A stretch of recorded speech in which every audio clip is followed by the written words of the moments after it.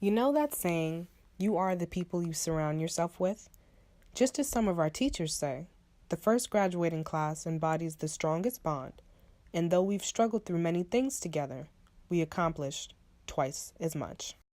When you go to like high school, like the first thing is like, oh my God, what about the senior class? Like, Yeah, how are they? And there wasn't a senior class. So you get intimidated and whatnot. So I think that's definitely a benefit, where it's just like, oh, I didn't feel as intimidated. Like by the other high schools here, probably, but like us ourselves, I'm just like, oh, we're all in the same grade, we're all the same age. It feels special, and I feel like I will honor that title for the rest of my life. Being the first graduating class, it's different for me because I came from a school where I wasn't the first graduating class, and it's just, I don't know. you don't hear that often.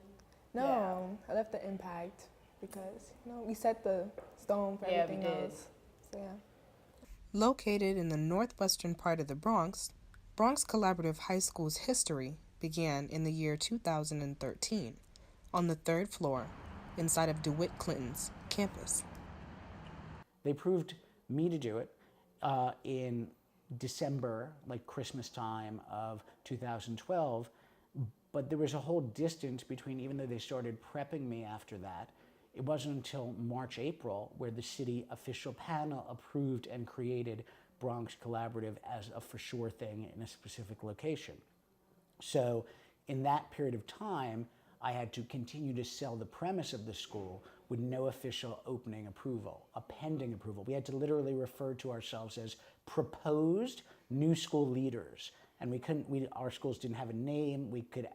So it was very weird challenges on how do you promote an idea that's not legally official yet, that hasn't been incorporated. And then suddenly, it was hard again when they did incorporate it, because now it's March, April. There's only a round 2 fair for us to reach out to students during, because round 1 has already happened. So there's only 5 weeks in which we have to recruit any students that are going to be coming in the fall. And so then it was like the mad dash of like walking up to and down Bailey and 231st Street and going into each hair salon and each store and like talking to people about, do you know any children who are in 8th grade who are looking for a high school? I remember it in terms of differences to how I experience the school today, right now in our 4th year. And one of them is just like that we were just like one hallway, right? Like not even a full hallway, right? Because at that point, like those corner classrooms belonged to DeWitt Clinton. And just how like intimate that was, that like we really knew everyone and knew everyone's business, and like that was sometimes a little too much, right?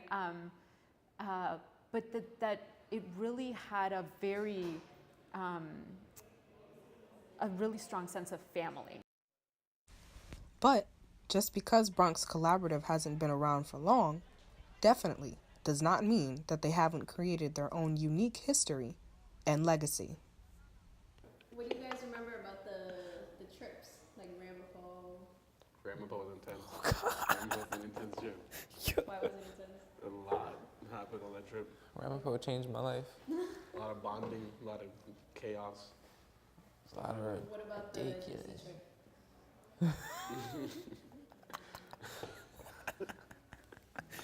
DC changed my life too. I got to see Angel wear a suit for the first time. It was funny. I don't like that. I don't like wearing suits. It's not that cool. To the junior year trip? Yeah, To the college, yeah, the college trip? went upstate. He went. He didn't I go. ain't know. Where did you go? Upstate. Upstate? Did you like it? Yeah, that's where I'm going in the year. After BCC is done with, that 1 year, I'm going to Albany. Okay, I like it. Each year since the school's inception, Bronx Collaborative staff has worked to encourage togetherness and community through taking students on the end-of-the-year trips,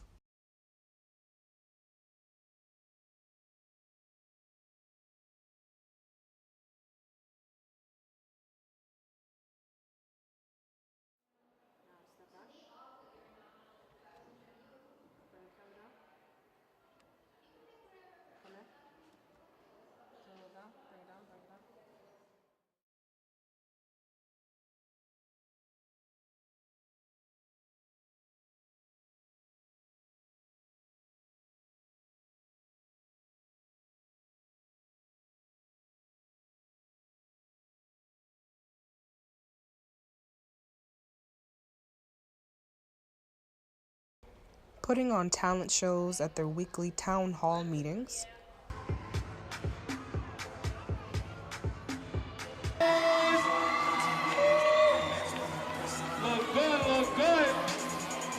and establishing advisory groups where teachers interact with a group of students every week to make sure their students were on track. On the academic side, another unique aspect of Bronx Collaborative's history is that the students take PBATs, or project-based assessment tests. In preparation for PBAT testing, students spend time doing research for various core subjects so that they can present their projects to a panel comprised of PBAT mentors, guidance counselors, and their peers, and sometimes even their parents. So, for the class of 2017, not only have they grown with the school and overcome challenges, they've also seen changes within themselves and those around them. As part of this project, we did some digging and were able to find letters that students wrote to themselves when they were just freshmen, so that at the end of their high school career, they could see just how far they've come over these last 4 years. I remember the first day of orientation when I sneezed because the place was getting renovated, fixing and arranging things. But anyways, while Mr. Snyder was giving us a tour of the building, I began to observe and make many interpretations. The first day of school was awesome because it was just so fun. Everyone was nice, but the security were mean. Whoa, the grammar. They kept yelling at people. On the first day of school, you were scared, but you acted like yourself, and that made people laugh. This school helped you become a bit more outspoken than before. Oh, wow, she knew it. I knew I would change. Yeah, you were always so shy and quiet. You liked keeping yourself and being independent.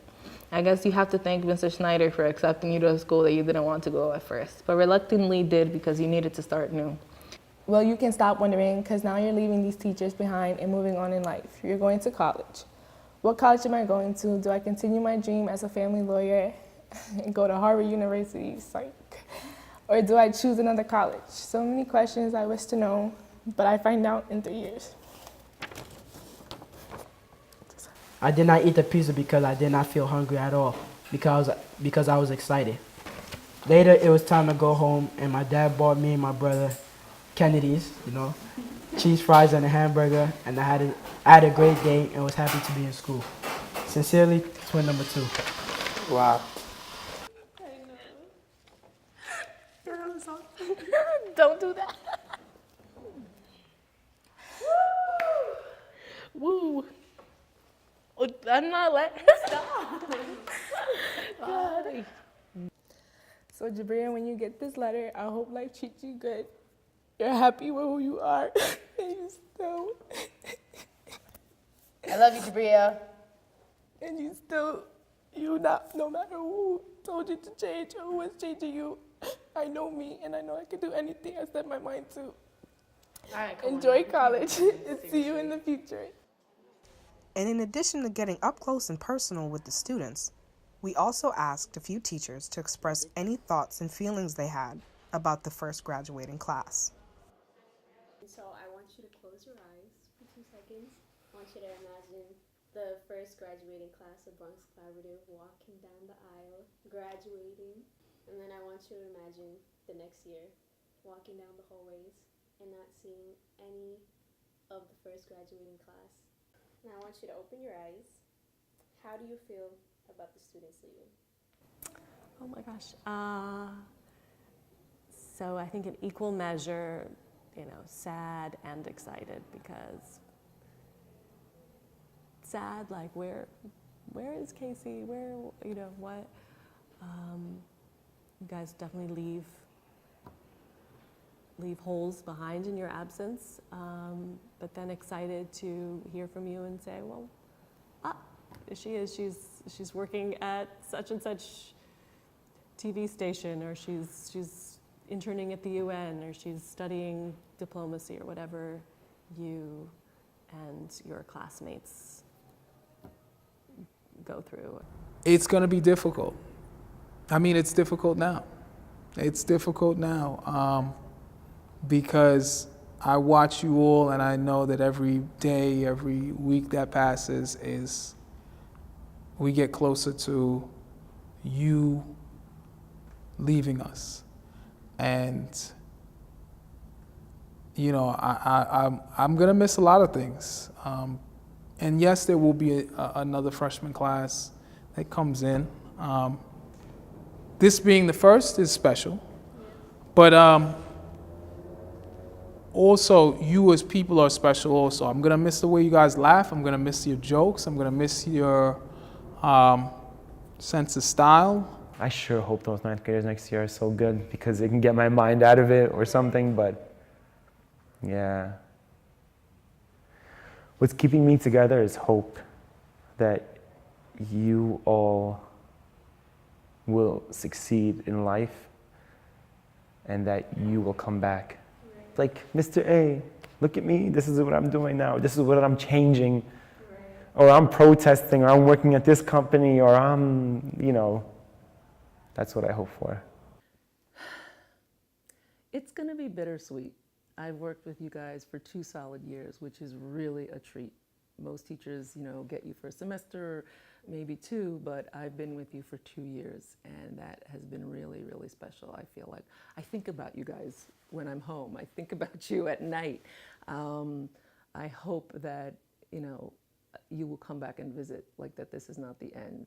It's hard to imagine this place without you guys. It really is.